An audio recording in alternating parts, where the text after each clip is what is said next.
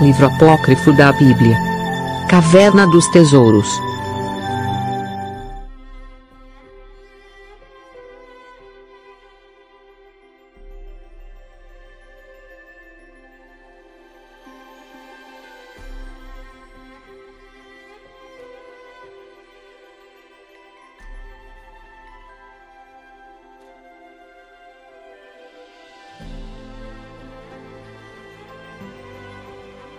Apócrifos Caverna dos Tesouros. Capítulo 24. Início do culto dos deuses ídolos. Nos seus dias, os Misraels, isto é, os egípcios, elegeram para si o seu primeiro rei, chamado Pontus, reinou 68 anos sobre eles. Nos dias de Regu reinou também um rei em Sabá, Opir e Shavila. Em Sabá reinaram 60 das filhas de Sabá, e durante muitos anos reinaram mulheres em Sabá, até o reinado do filho de Davi e Salomão.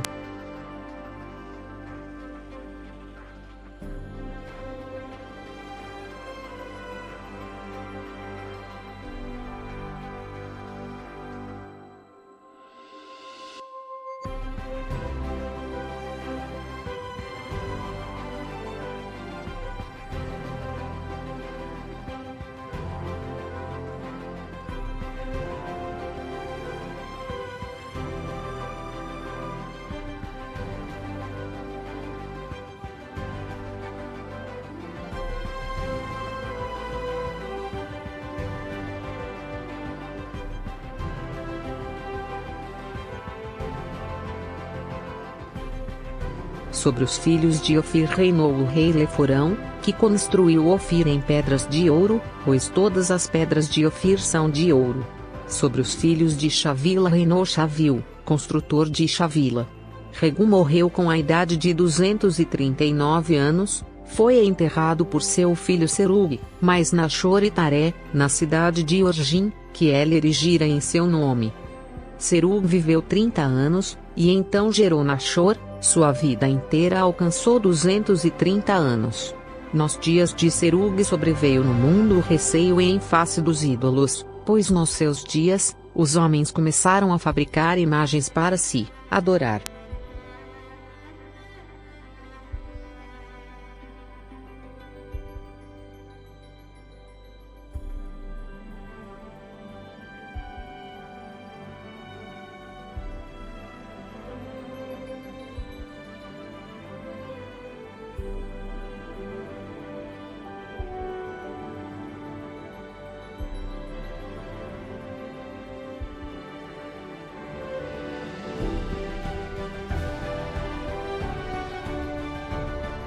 Mas a introdução dos ídolos no mundo começou porque os homens estavam na cidade de Babel, de lá se espalharam-se por toda parte, e não possuíam nem mestres nem legisladores, nem qualquer outro que lhes mostrasse o caminho da verdade, por onde deviam caminhar.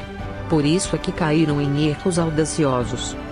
Alguns deles, no seu desvio, adoravam o sol, outros a lua e as estrelas, outros a terra e os animais selvagens caídos, os pássaros, os insetos, as árvores, as rochas, os animais marinhos, as águas e os ventos. Por essa forma, Satã e os caídos, cegou os seus olhos, fazendo com que errassem nas trevas do engano, por não terem esperança na ressurreição.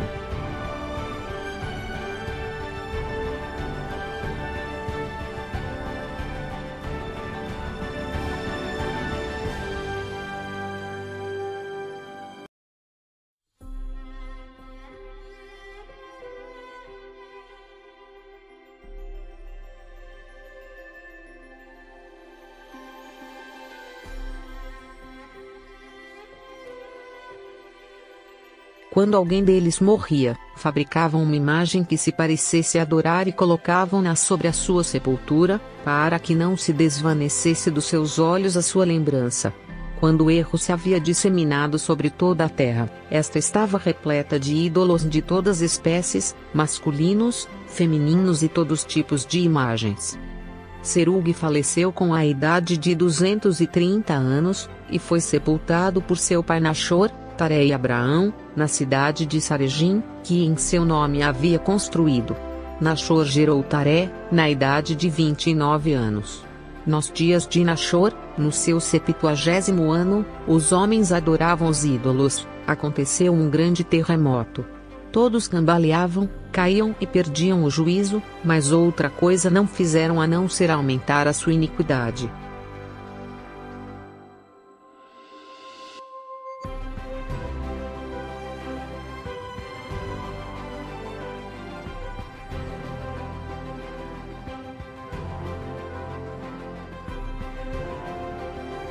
Nachor morreu aos 147 anos de idade, foi enterrado por seu filho Taré e por Abraão. Taré, aos 75 anos, gerou o patriarca Abraão.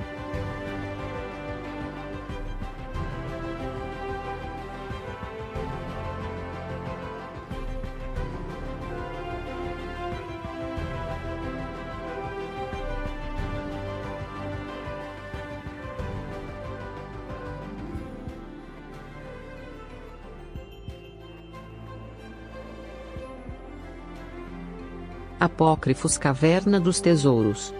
Capítulo 25. O surgimento das imagens dos ídolos.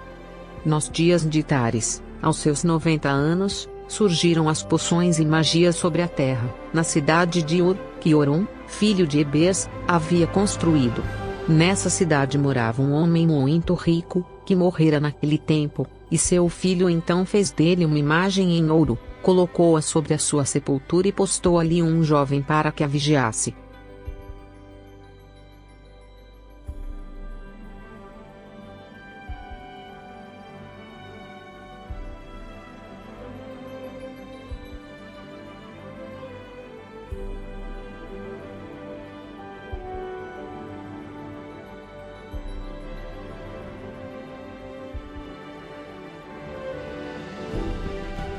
Então Satã e os animais selvagens, introduziu-se na estátua e habitou nela e começou a falar com o jovem através da imagem do pai.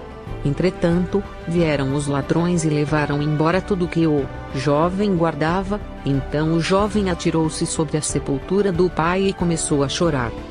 Então Satã, falando com o jovem, disse: "Não chores na minha presença, mas vai, traze o teu filhinho e imolo para mim em sacrifício. Ser-te-á então restituído tudo o que te foi tirado."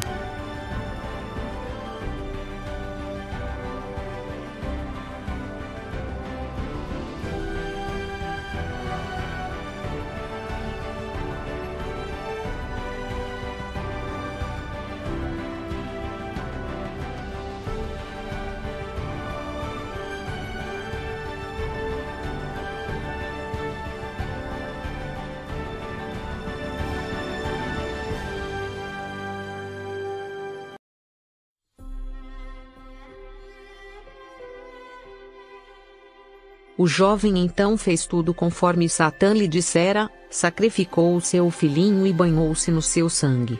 Então Satã saiu imediatamente daquela imagem e entrou no jovem e começou a ensinar-lhe poções, magias, rituais, passes, a arte dos caldeus, fados, sortilégios e destinos do universo. Naquele tempo, os homens começaram a sacrificar os seus filhos e animais aos demônios e a invocar os ídolos, pois os malignos entravam em todas as imagens e lá habitavam.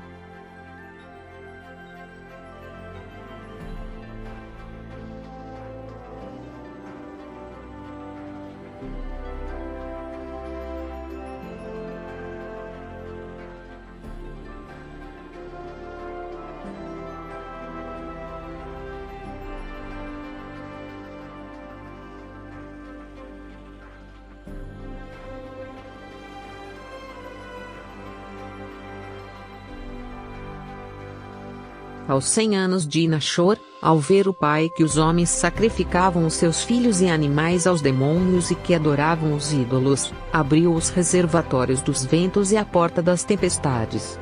Então um ciclone invadiu toda a terra, quebrou as imagens e os lugares de sacrifício dos demônios, ajuntou os ídolos, as imagens e os altares, acumulando-os em grandes outeiros até os dias de hoje. Os mestres denominam esse ciclone o dilúvio de vento. Há pessoas todavia que deliram, dizendo que esses outeiros surgiram nos dias do dilúvio. Quem assim diz, erra longe da verdade, pois antes do dilúvio não existiam ídolos sobre a terra, e ele não foi mandado por causa de deuses falsos, mas por causa da impudicícia das filhas e filhos de Caim.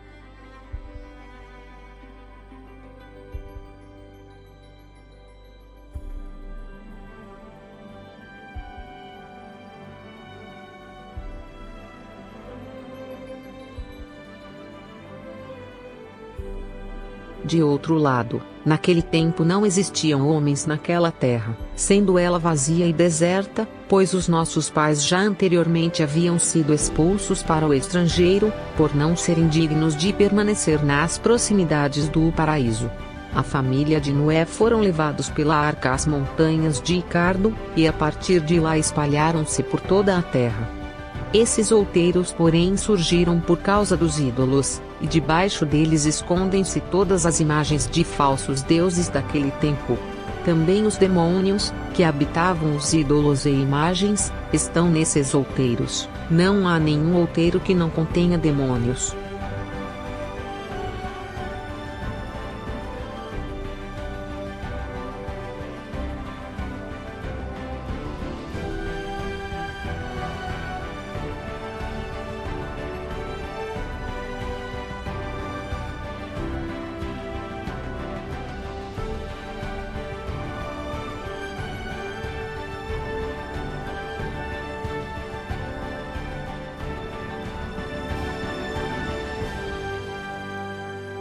Apócrifo Caverna dos Tesouros.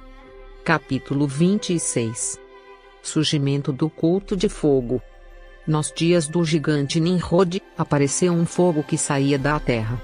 Então Nimrod desceu, viu o fogo e invocou-o, e estabeleceu sacerdotes para lá prestarem serviço e esparzir incenso.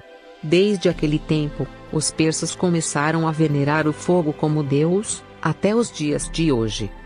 O rei Zizã encontrou uma fonte em Derogim, construiu um cavalo branco e colocou-o sobre cavalo branco, e todo aquele que ali se banhava adorava o cavalo branco. Desde esse tempo, os persas começaram a venerar esse cavalo branco.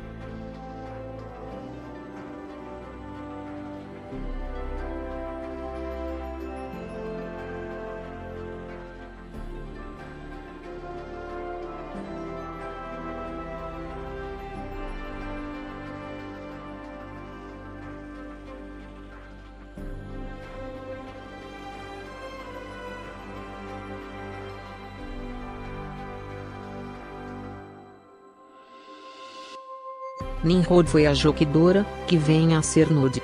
Quando chegou junto ao mar, encontrou ali Jetã, filho de Noé. Ele Nimrod desceu e banhou-se nesse mar, depois ofereceu um sacrifício e adorou Jetã. Então disse-lhe Jetã: Tu és rei, e a mim veneiras? Respondeu-lhe então Nimrod: Por tua causa eu vim até aqui. Então Jontom ensinou a Nimrod a sabedoria e a ciência dos oráculos, e disse-lhe: Não tomes mais a mim.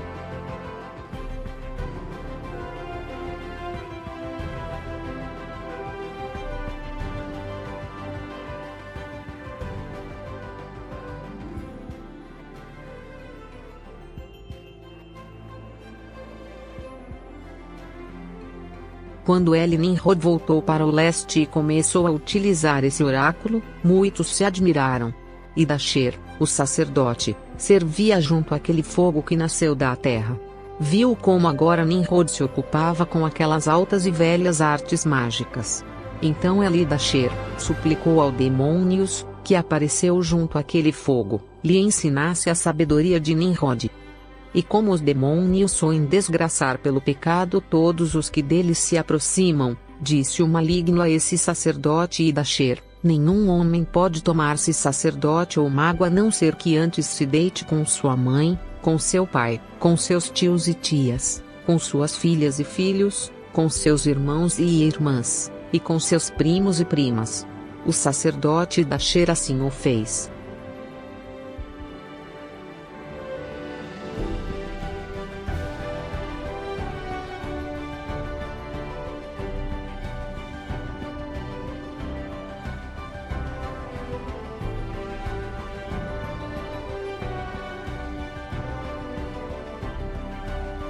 A partir desse momento, os sacerdotes, os magos e os persas começaram a fornicar com suas mães, com seus pais, com irmãs e irmãos, e todas as famílias estavam em pecado.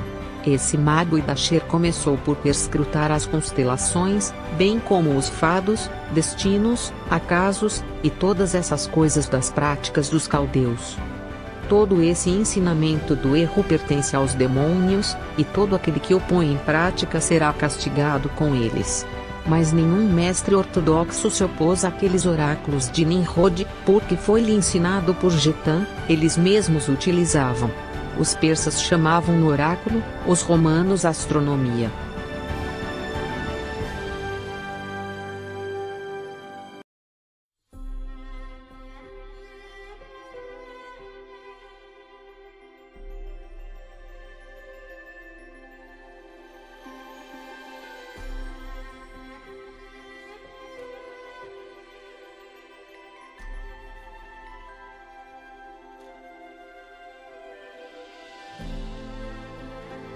Todo esse ensinamento do erro pertence aos demônios, e todo aquele que o põe em prática será castigado com os caídos. Mas nenhum mestre ortodoxo se opôs àqueles oráculos de Nimrod, porque foi-lhe ensinado por Getã, eles mesmos utilizavam. Os persas chamavam no oráculo, os romanos astronomia e dias atuais astrologia. A astrologia, porém, praticada pelos magos é bruxaria, ensino do erro e dos demônios. Há todavia pessoas que dizem existir na realidade a sorte, o destino, mas estão equivocados no ensinamento dos caídos.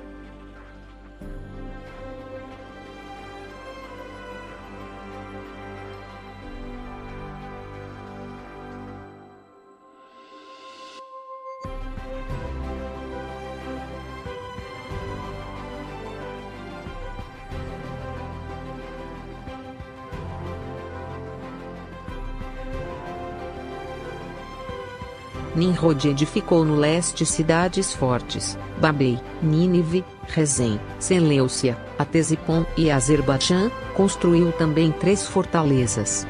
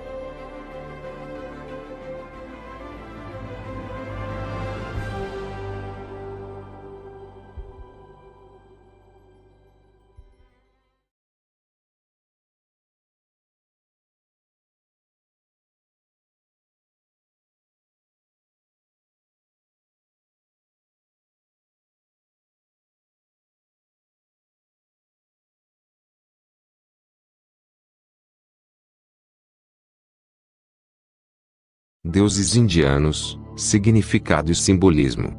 A maioria das pessoas reconhece que estas belas imagens são indianas, pois demonstram o esplendor da cultura do hinduísmo, cores vivas, joias extravagantes, enfeites exagerados e presença de alguma flor ou fruto em personagens antropomorfos misturadas com animais coloridos de encher os olhos. Mas quando vemos tudo isso em uma imagem só, não é à toa, cada detalhe tem um significado profundo, simbolismos que têm o objetivo de transformar nossa consciência. O seguir, vou explicar via infográfico, alguns desses belíssimos deuses reverenciados na Índia. Brahma. O deus da criação, Brahma, o primeiro deus da Trimurti, trindade dos deuses do hinduísmo, Brahma, Vishnu e Shiva. Representação da força da criação do universo. Como terceiro membro da Trimurti hindu, Brahma representa o equilíbrio, enquanto Vishnu e Shiva representam as forças opostas da conservação e da destruição, respectivamente. Simboliza a mente universal e por possuir atributos humanos, mente e intelecto, ele não é muito popular entre os indianos, porém é mais reverenciado ao redor do mundo. Krishna, o deus do amor. Krishna é um dos principais nomes de Deus e significa o todo atraente. Nos Vedas encontramos muitos e muitos nomes para Deus, pois para cada qualidade, podemos ter um nome. Como Deus tem qualidades ilimitadas, tecnicamente ele tem ilimitados nomes. Porém, o nome Krishna tem uma conotação muito especial, pois refere-se ao aspecto mais atraente, íntimo e completo de Deus. Krishna é a suprema personalidade de Deus, a verdade absoluta, a fonte de tudo e a causa de todas as causas. Nas escrituras, especialmente o Srimad Bhagavatam, existem explicações detalhadas de sua morada, sua aparência, seus passatempos, suas expansões, suas energias, etc. Ele é dotado de 6 opulências, todas ao grau infinito: beleza, força, sabedoria, riqueza, fama e renúncia. Ele sabe tudo o que aconteceu, tudo o que está acontecendo e tudo o que vai acontecer. Ele é infinitamente misericordioso. Ele é o beneficiário de todos os sacrifícios e austeridades, o Senhor Supremo de todos os planetas e semideuses e o benfeitor e bem-querente de todas as entidades vivas. Vishnu, o Deus protetor. Vishnu, uma das 3 deidades supremas do hinduísmo, o Deus supremo do Vaishnavismo.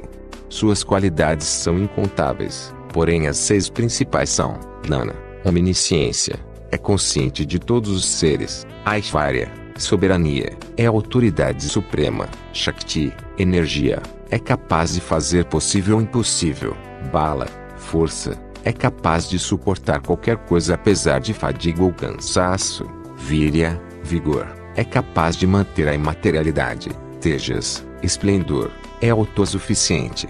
As 4 mãos. As 4 mãos de Vishnu simbolizam, além das 4 direções do espaço, os 4 estágios da vida. 4 ashrams. 1. A busca do conhecimento, Brahmacharya. 2. Vida familiar, Grihastha. 3. Retiro na floresta, Vanaprastha. 4. Renunciação, Sannyasa. Também representam as atividades primordiais que uma entidade desfrutando a existência mundana deve se empenhar em alcançar. Purusarthas. A. Deveres e virtudes, Dharma. B. Bens materiais, riqueza e sucesso, Artha. C. Prazer, sexualidade e curtição, Kama. D. Libertação, Moksha. Shiva Nataraja. Nataraja, o rei da dança, é uma representação do Shiva como dançarino cósmico, quem apresenta sua dança divina para destruir o que for necessário no universo e assim poder fazer a preparação para o deus Brahma começar o processo de criação. No centro de um arco de chamas de fogo, Shiva dança a dança da bem-aventurança, dança durante a qual o universo foi criado. Ele dança sobre uma anã que é um demônio, a Pasmara, quem além de representar a superação da escuridão, também simboliza a passagem do divino ao material. O rosto neutro de Shiva dá a impressão de equilíbrio, enquanto uma cobra se enrola no pescoço, representando Shakti e o caráter atemporal desta energia, também às vezes conhecida como Kundalini. Esta estátua é um dos mais populares enfeites numa sala de yoga, sem dúvida é muito vistosa e harmoniosa à vista. Ganesa é o deus do sucesso, é o deus removedor de obstáculos. É um dos deuses mais comuns no hinduísmo, é uma deidade de fama popular na cultura hinduísta e atualmente tem grande influência das massas. Filho dos deuses Shiva e Parvati, de figura antropomorfa e elefantosa, é também adorado como deus da educação, conhecimento, sabedoria e riqueza. É uma das 5 principais deidades hinduístas: Brahma, Vishnu, Shiva e Durga. Os outros 4, a cabeça de elefante simboliza Atman ou alma, que é a suprema realidade da existência humana, e o corpo de humano representa a maior existência terráquea dos humanos. E é a razão pela qual ele está com um colmilho faltando, porque ele quebrou ao escrever o livro sagrado Mahabharata. Saraswati, deusa da sabedoria, das artes e da música. Esposa de Brahma, o criador do mundo. Ela faz parte da Trimurti, trindade das deusas do hinduísmo, Saraswati, Lakshmi e Shakti. É a protetora dos artesãos, pintores, músicos, atores, escritores e artistas em geral. Ela também protege aqueles que buscam conhecimento, os estudantes, os professores, e tudo relacionado à eloquência, sendo representada como uma mulher muito bela, de pele branca como o leite, e tocando sitar, um instrumento musical. Seus símbolos são um cisne e um lótus branco. Na mitologia hindu, o cisne é a ave sagrada a qual, se for oferecido uma mistura de leite e água, é capaz de beber só o leite, distinguindo a essência do superficial e o eterno do evanescente. Representa a qualidade de discriminação entre o bom e o mal. A esta deusa era consagrado o chamado Dia de Saviturvrata, normalmente comemorado no dia 16 de maio. Lakshmi, a deusa da prosperidade. Lakshmi, representação da prosperidade e riqueza, material e espiritual, da beleza e do amor. É a esposa e energia ativa de Vishnu. É uma das deusas mães, sendo assim, chamada de Mata, mãe, Mata Lakshmi. Também é chamada de Shri, a energia feminina do Ser Supremo. É a deusa que, através da sua representação, convoca a prosperidade, riqueza, pureza, generosidade e incorporação da beleza, graça e charme. A importância de Lakshmi no lar tradicional hinduísta fez dela uma deidade doméstica, pois é reverenciada a cada sexta-feira no altar na casa dos indianos hinduístas que se dedicam aos negócios. Vivi isso como experiência própria na minha viagem para a Índia.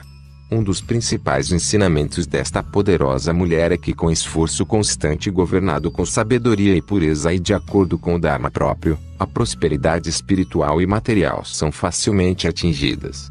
Hanuman, o Deus superpoderoso, Lord Hanuman, simbolicamente representa a devoção pura, a ausência total de ego e o inferior. Representa a natureza neandertal do ser humano, mesmo que quando refinada e transformada, pode se estabilizar em Deus. Hanuman simboliza a mente humana, que pula igual ao macaco para um lado e para o outro, desejando as coisas e comprometendo-se com inumeráveis atividades que distraem a paz interna. A mente, igual a Hanuman, pode viajar aonde desejar na velocidade do pensamento. Pode também se expandir ou se contrair.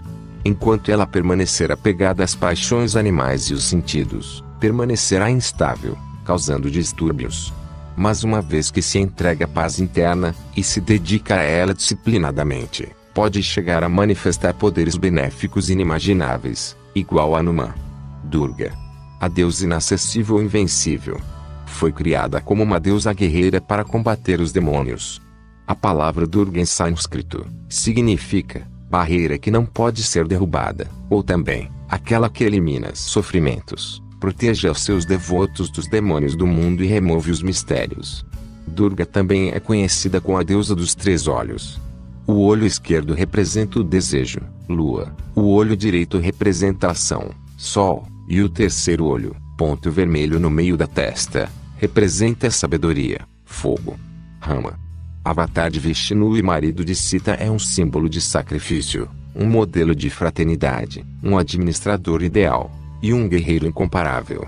A essência da Rama é, portanto, a essência da excelência em cada exercício.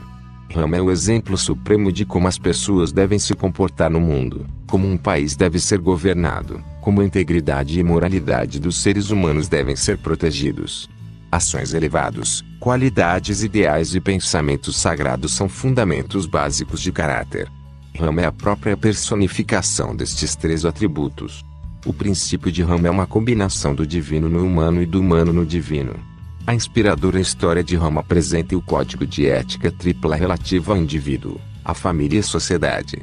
Se a sociedade está progredindo bem, a família também estará feliz, harmoniosa e unida. Para a unidade na família, os indivíduos que a compõem devem ter um espírito de sacrifício,